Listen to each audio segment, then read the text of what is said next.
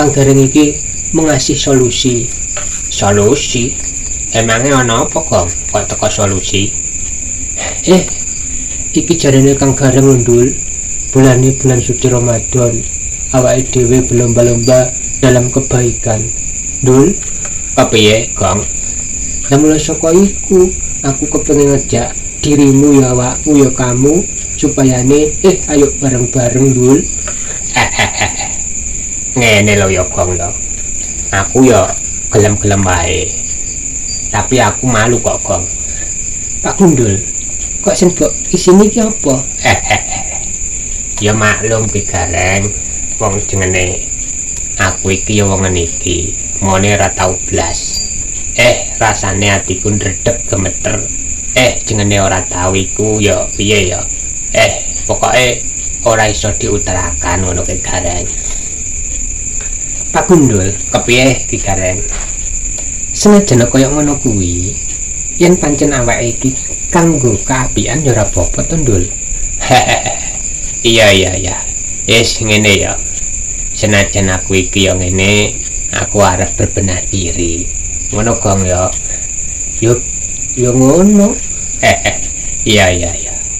Lah iki kok aku piye? Ngene lho, Ndul. Iki kan ana Bagong ku bengi rak melu traweh Bagong iki. Lah, supayane Bagong ki ora ngantukan, lah supayane kowe ora ndredeg ora isin, mergo jenenge ora tau, ya iki ngono kudune mangkat bareng-bareng Bagong lan Pak Gundul. Supayane padha bareng-bareng siji ora isin, sijine ora ngantukan. Ngono, Ndul. Bagong niki ngantukan. Ya maklum, Ndul. Wong pancen aku iki yo ngantuk, Ndul. Ketok ngene kok tak kira ora. Ya wis.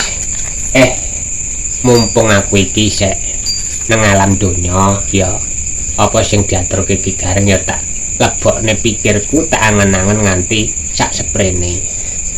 Jenenge wong iku ora ngerti pira. Ora ngerti soapan-soapan. Iki ngono mempersiapkan diri. Ngono. Ya, mumpung urung ketekan malaikat Drupadi, ya aku ya alhamdulillah. Ana sing ngilingke, ana sing ngajak Bagong. Ayo Gong, budal pokoke. Iling-iling sira menungso, mumpung durung ketekanan malaikat Drupadi. Aku iling ana kae budian do ngono, tak angen-angen. Wah, ya. Aku api berbenah diri. Ayo Bang, ayo Ndul.